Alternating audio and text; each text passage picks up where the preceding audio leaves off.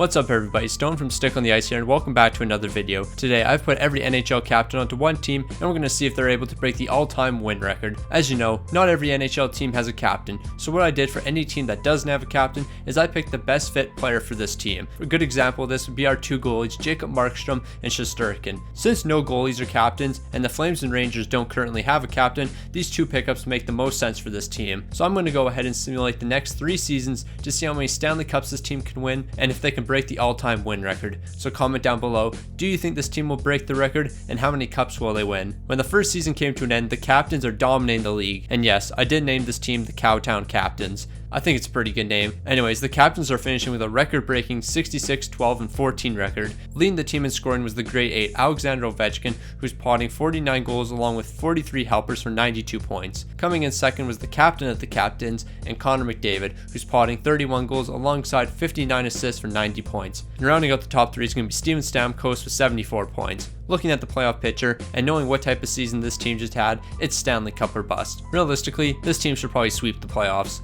Wow. I don't even know what to say. I was talking about sweeping the playoffs, and we couldn't even win a single game. Florida went on to win the Stanley Cup, but who cares? How did this team just lose in the first round? Clearly, changes had to be made, so I made some. Steven Stamkos is going to be moved down to the second line, and he's swapped with Blake Wheeler, who's coming up to the first. Another move has Anze Kopitar coming up to the second line, and Patrice Bergeron moving down to the third. The defense is getting changed completely. GIORDANO is teaming up on the first defensive pair with Jared Spurgeon, Roman Jossi's teaming up with Rasmus Dahlin on the second line, and Thomas Chabot's manning the third line with Shea Weber. Our goalie situation isn't changing, however. We're sticking with Markstrom and STAMKOS. When the season came to an end, the captains are having a disappointing year, finishing with a 50, 29, and 3 record. For a team full of NHL captains, I'm expecting way more. Once again, Alexander Ovechkin's leading the team in scoring with 39 goals and 39 assists for 78 points. McDavid's coming in second with 74 points, consisting of 24 goals and 50 assists, and rounding out the top 3 once again, Steven Stamkos with 21 goals and 44 helpers for 65 points. Here's what the playoff picture is looking like. After last season's disappointment, this team needs to bounce back in a big way.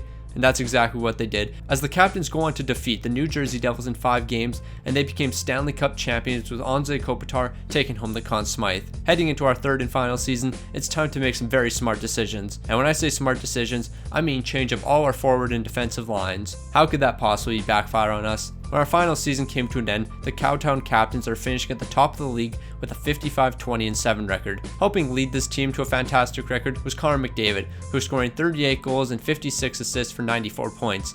Second on the team in scoring was Ovi, who's potting 45 goals while picking up 47 assists for 92 points.